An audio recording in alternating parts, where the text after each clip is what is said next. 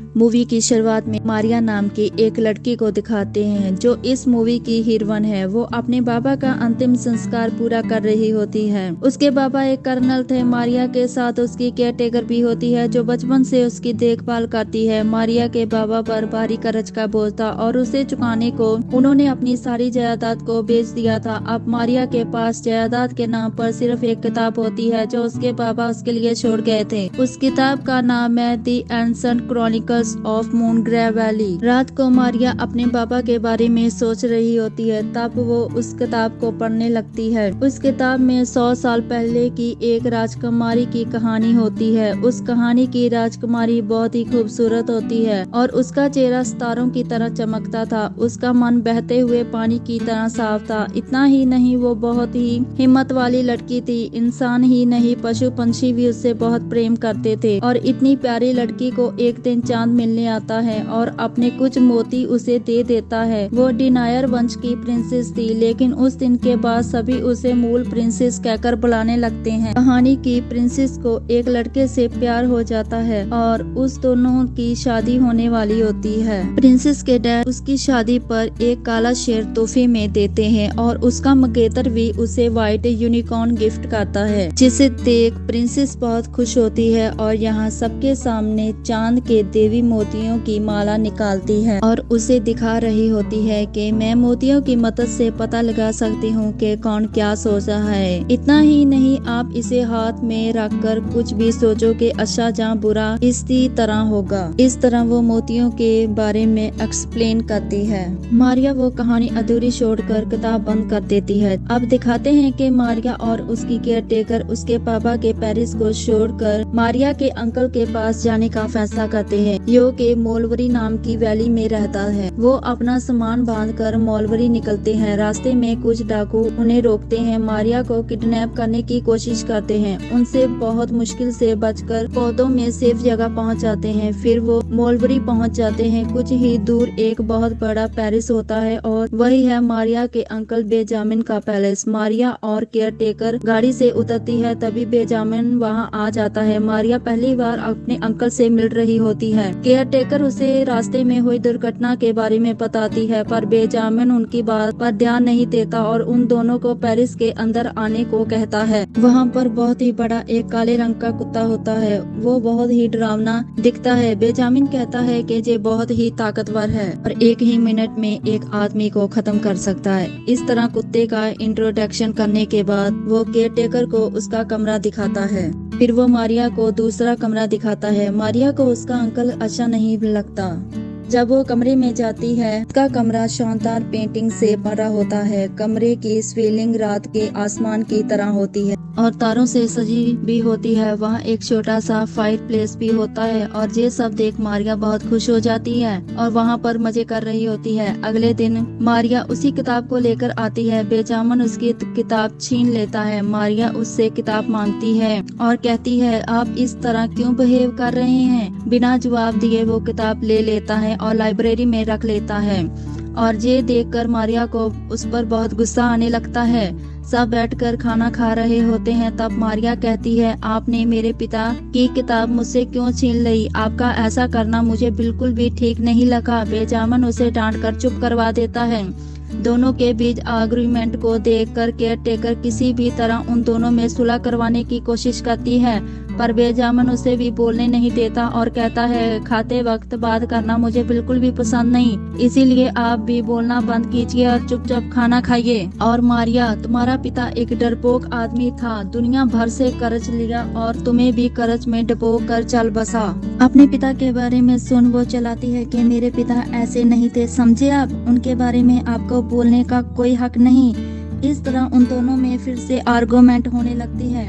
कुछ समय बाद सब कुछ नॉर्मल होने लगता है। तभी बेंजामिन मारिया और केयरटेकर को अपना पेरिस दिखाता है।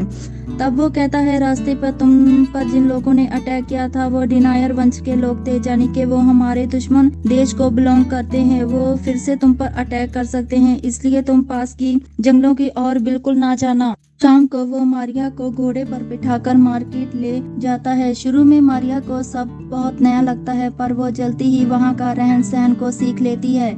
इसलिए बेंजामिन मारिया को अकेले ही राज्य की सैर करने की परमिशन दे देता है। वो शायद भूल गया था कि डिनायर वंश वालों से मारिया की जान को खतरा है। मारिया सभी तरफ घूमकर जंगल की तरफ जाती है, तभी उसे किसी की दर्द भरी आवाज सुनाई देती है। पास जाकर वो देखती है कि एक खरगोश पिंजरे में बंद किया होता है। उसे चोट लगी होती है, वो दर्द से तड़फ रहा होता है कि डिनायर वंश का एक आदमी आकर उस पर अटैक करने की कोशिश करता है। उसका नाम रॉबिन है। तभी अचानक बेंजामिन का काला कुत्ता रॉबिन पर झपटता है और उसे देखते ही रॉबिन और उसके आदमी भाग जाते हैं। रॉबिन अपने पिता से जाकर बताता है और उसे भी जंगल में ले आता है, पर तब तक मारिया वहां से जा चुकी होती है। मारिया खरगोश को अपने कमरे में लेकर आती है। फिर वो खिड़की से देखती है कि व्हाइट यूनिकॉर्न पहना हुआ रोबो वहां से भाग रहा होता है।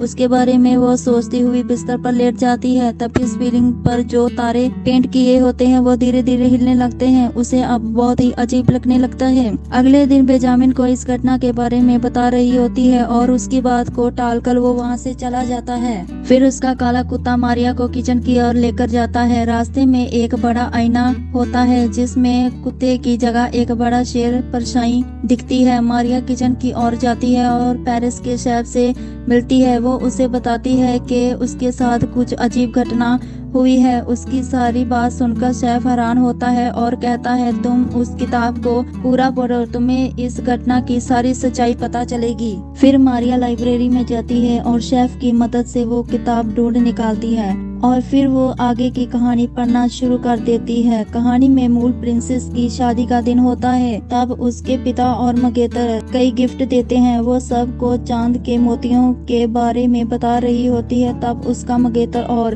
पिता दोनों उस नेकलेस के लिए लड़ पड़ते हैं और उन दोनों का जो असली रूप देखकर प्रिंसेस बहुत दुखी होती है और सभी को श्राप देती है कि आज से 5000 पूर्णमासियों के अंदर तुम दोनों के वंश को एक पवित्र आत्मा को खोजना होगा। अगर उस पवित्र आत्मा ने इस नेकलेस चांद को लटा दिया तो मूल ग्रह वैली के सब लोग बच जाएंगे। अगर ऐसा नहीं किया तो ये मूल ग्रह वैली हमेशा के लिए अंधेरे में डूब जाएगी। उस दिन से प्रिंसेस के पिता के वंश और उसके मंगेतर के वंश आपस में लड़ रहे होते हैं और इसी के साथ किताब की कहानी भी खत्म हो जाती है। मारिया शेफ से कहती है कि मैंने वो कहानी पढ़ ली है। शेफ कहता है कि एक पवित्र आत्मा ही शराब से मूल ग्रह को बचा सकती है। तुम्हें कई अजीब चीजें दिखाई पड़ रही है। मुझे तो लगता है कि तुम ही मूल प्रिंसेस हो और तुम्हें ही वो मोतियों वाला नेकलेस ढूंढना है, उसे चांद को लुटाना है। तुम ही वो पवित्र आत्मा हो जो इन दोनों के वंशों की लड़ाई को रोक सकती हो और मूल ग्रह को उस प्रिंसेस के श्राप से बचा सकती हो। मारिया अपने कमरे में शेफ की बातों के बारे में सोच रही होती है। फिर वो कहानी की किताब में दिए गए समय को लेकर कैलकुलेटर करती है कि अगली पूर्णमासी ही आखिरी पूर्णमासी है। उससे पहले उसे वो नेकलेस ढूंढना होगा, वरना मूल ग्रह वैली का विनाश हो जाएगा। वो सोचने की कोशिश करती है कि घबराहट की वजह से उसे नींद नहीं आती। तब वो फैसला करती है कि मूल ग्रह को किसी भी कीमत पर बचाकर रहूंगी। सूरज की पहली किरण के साथ वो पेरिस से बाहर निकल जाती है। वो पास के एक्सटेंड की ओर जाती है। उसे लगता है वही प्रॉब्लम का सलूशन होगा। वो जंगल के रास्ते जा रही होती है। तभी उसे एक गुफा दिखती है और वो उसके अंदर जाती है। अंदर वहाँ वो एक औरत से मिलती है जो दिखने में उस किताब की मूल प्रिंसेस की तरह लगती है। मारिया चौंक जाती है। वो औरत कहती है, मैं भी तुम्हारी तरह एक मूल प्रिंसेस हूँ। उन दोनों पवित्र आत्माओं को एक करने में मेरी पूरी जिंदगी निकल गई, पर मेरी सारी कोशिशें नाकाम रही। उसकी परेशानी देख मारिया कहती है, बेंजामिन मेरे अंकल है, वो जरूर इस मामले में मदद करेंगे। शांत दिखने वाली वो औरत बेंजामिन का नाम सुनकर चिढ़ जाती है और कहती है, उसका नाम भी मत लो मेरे सामने। उसके बाद मारिया को पता चलता है कि डिनायर फैमिली ने नेकलेस वाला बॉक्स चुराया था और उसकी चाबी उसकी फैमिली ने चुराई थी। तभी मारिया को अपनी किताब का बुकमार्क याद आता है और वही बुकमार्क नेकलेस बॉक्स की चाबी भी होता है। वो तुरंत चाबी निकालती है और डिनायर के राज के अंदर जाना चाहती है। वो उस प्रिंसेस से मदद मांगती है और प्रिंसेस उसका साथ देने चलती है। कुछ दूर पर वो जाकर रुक जाती है। मारिया को डिनायर का किला दिखाती है और जहाँ से आगे जाने को मना करती है और वहां से भाग जाती है। मारिया को उसकी ये हरकत बहुत अजीब लगती है, पर वो अपने फैसले पर अटल होती है और किले के अंदर चली जाती है। वहां के सिपाही उसे डिनायर के सरदार के पास खींचकर लेकर जाते हैं। सरदार को देखकर ही मारिया उसे चाबी फड़ा देती है। उसका ये स्वभाव देखकर सरदार तो बिल्कुल ही हैरान हो जाता है। वो चाबी लेकर उस नेकलेस बॉक्स को खोलता है, लेकिन बॉक्स के अंदर नेकलेस तो क्या, लेज भी नहीं होता। डिनायर खानदान के लोग इस खाली बॉक्स के लिए लड़ मरे। ये देखकर सरदार को बेजामन के खानदान पर और भी गुस्सा आता है और गुस्से में वो मारिया को कारागार में बंद कर देता है। बेजामन मारिया को हर जगह पर ढूंढ रहा होता है, पर वो कहीं नहीं मिलती। उसे शक होता है कि दुश्मनों ने कहीं उसे उठा तो नहीं लिया। मारिया कार्ड को किसी भी तरह चकमा देकर वहां से बच निकलती है, पर सरदार का बेटा रॉबिन उसे देख लेता है और उसे चीज करता है। मारिया बहुत ही हिम्मत वाली लड़की होती है। वो बहुत तेज भागकर जंगलों की ओर चलने लगती है। वहाँ बेजामिन का काला कुत्ता उसे देख लेता है और उसे सुरक्षित घर पहुंचा देता है। मारिया को देख बेजामिन बहुत गुस्सा करता है। आज से तुम इस पेरिस के बाद कदम भी नहीं रखोगी, समझी? अगर बाहर जाने की कोशिश की तो मैं तुम्हारे हाथ पैर तोड़ दूंगा। उसकी डांट सुनकर मारिया घबरा जाती है और चुपचाप अंदर चली जाती है। कुछ देर बाद बेजामन को अपनी गलती का एहसास हो जाता है। वो सच्चे दिल से मारिया से माफी मांगने लगता है। अगली सुबह गुफा वाली मूल प्रिंसेस मारिया के कमरे में होती है। मारिया चौंक जाती है और गुस्से में उससे पूछती है कि आप मुझे उस किले के पास अकेला छोड़कर क्यों भाग गई थी। वो जवाब नहीं देती और मारिया को मूल प्रिंसेस का ड्रेस दे देती है। फिर वो किसी तरह मारिया को मना लेती है। उस वक्त बेजामन पेरिस में नहीं होता। प्रिंसेस पैमानों बजा रही होती है और उसी वक्त वहाँ के आईने में उसके जीवन की सारी घटनाएं भी दिखने लगती है। मारिया भी ये सब देख रही होती है। उसे पता चलता है जे प्रिंसेस बेजामन की प्रेमिका है। तब दिखाते हैं कि दोनों की एंगेजमेंट के बाद बेजामन को पता चलता है कि मूल प्रिंसेस डिनायर खानदान की लड़की है और इतना ही नहीं, वो डिनायर के सरदार की बेटी है। ये जानकर वो प्रिंसेस से शादी नहीं करना चाहता और उसे अपने पेरिस से निकाल देता है। इसीलिए प्रिंसेस दोनों खानदानों से दूर जाकर जंगल में एक गुफा के पास रहने लगती है। फिर दिखाते हैं कि फेस्टिवल देखने के बाद मारिया प्रिंसेस से कहती है, आप बेजामन अंकल से फिर से मिलकर बात करने की कोशिश क्यों नहीं करती। लेकिन प्रिंसेस मना कर देती है। अब हमारे बीच सब कुछ खत्म हो चुका है और मेरा जहाँ रुकना ठीक नहीं, ये कहकर वो वहाँ से चली जाती है। तभी मारिया देखती है बेजामन के नौकर प्रिंसेस की पेंटिंग को दीवार से हटा रहे होते हैं। वो तुरंत शेफ को बुलाती है और उसे भी ये दृश्य दिखाती है। तभी अचानक पेंटिंग से प्रिंसेस हिलने लगती है और उस नेकलेस का रहस्य मारिया को बताने लगती है। इस पर शेफ कहता है कि रॉबिन ही तुम्हें उस नेकलेस तक पहुंचा सकता है, क्योंकि वो जंगल के हर एक पेड़ के बारे में बहुत अच्छी तरह जानता है। मारिया पूछती है कि रॉबिन तो हमारा दुश्मन है, वो हमारी मदद क्यों करेगा। पर सभी यही एडवाइस कर रहे होते हैं कि रॉबिन की मदद लेनी चाहिए। मारिया मान जाती है, पर डिनायर के पास जाने से पहले वो बेजामन और प्रिंसेस दोनों को एक एक खत लिखती है और किसी तरह उन दोनों को मिलने के बहाने बुला लेती है। बहुत साल बाद दोनों मिल रहे होते हैं। वो बहुत ही एक्साइटिंग होते हैं। फिर उन्हें पता चलता है उन्होंने एक दूसरे को खत लिखा ही नहीं, लवर्स को मिलाने के लिए मारिया ने ये सारा ड्रामा किया होता है। अब उन दोनों में फिर से झगड़ा शुरू हो जाता है। बेजामन को पता चलता है कि मारिया फिर से गायब है और वो अपने आदमियों के साथ उसे ढूंढने निकलता है। वह जंगल में उसे ढूंढ रहे होते हैं। मूल प्रिंसेस भी इसके साथ होती है। रॉबिन का पिता ईगल की मदद से मारिया को ट्रेस कर रहा होता है।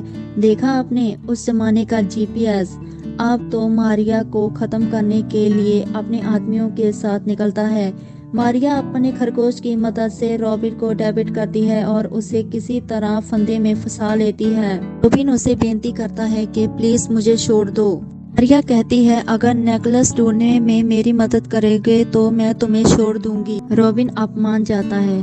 अब दिखाते हैं बेंजामिन और मूल प्रिंसेस जंगल में भी अपना झगड़ा कंटिन्यू कर रहे होते हैं। मारिया और रॉबिन नेकलेस को ढूंढने लगते हैं। तभी डिनायर का एक आदमी रॉबिन को मारिया से किसी भी तरह अलग कर देता है। अब मारिया अकेले ही उस नेकलेस को ढूंढने लगती है। तभी मूल प्रिंसेस का व्हाइट यूनिकॉर्न उसे उस पेड़ तक ले जाता है जहां वो नेकलेस रखा होता है और एंड वक्त पर डिनायर सरदार भी वहां पहुंच जाते हैं और मारिया को पकड़ने ही वाला होता है। तभी बेंजामिन का काला कुत्ता उस पर अटैक करने की कोशिश करता है पर इतने में सरदार कुत्ते को मार गिराता है।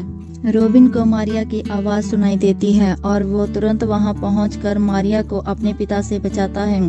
फिर वो मारिया को लेकर दूसरी तरफ भागता है और सब उन्हें चीज कर रहे होते हैं। उनसे बचने के लिए वो दोनों एक पेड़ के अंदर चले जाते हैं। यहाँ एक गुफा होती है और गुफा के अंदर मारिया की नजर उस नेकलेस पर पड़ती है। इतने में डिनायर के आदमी भी वहां पहुंच जाते हैं। अब मारिया और रॉबिन उस व्हाइट यूनिकॉर्न के पीछे भागते सीक्रेट टनल से बाहर निकलते हैं।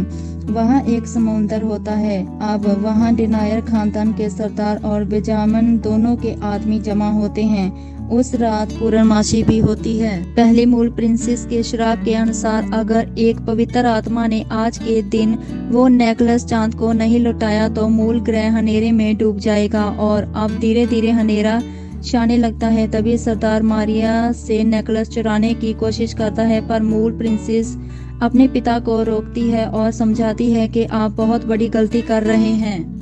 मारिया भी अपने अंकल से कहती है आप दोनों इस लड़ाई को खत्म कीजिए और इस नेकलेस को समुद्र में डालने की परमिशन दीजिए पर कोई भी उनकी बात मानने को तैयार नहीं होता। इसीलिए वो खुद ही नेकलेस समुद्र में फेंक देती है पर समुद्र उसे स्वीकार नहीं करता और नेकलेस मारिया को वापस लौटा देता है।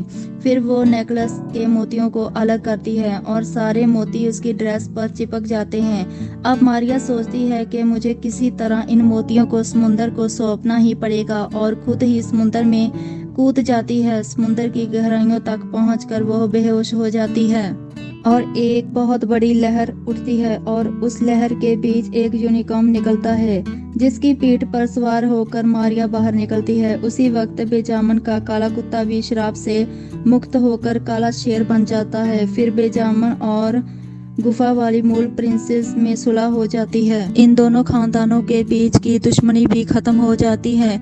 मूल ग्रह वैली पूरी तरह से श्राप मुक्त हो जाती है और चारों तरफ रोशनी फैल जाती है। मारिया और रॉबिन का प्रेम भी शुरू हो जाता है और इसके साथ जहां पर ये मूवी खत्म होती है। ये मूवी आपको पसंद आई होगी दोस्तों। इस वीडियो को एक लाइक और चैनल को सब्सक्राइब जरूर कीजिए और साथ में ही इस वीडियो को अपने फ्रेंड सर्कल में जरूर शेयर कीजिए और फाइनली थैंक्स फॉर वॉचिंग।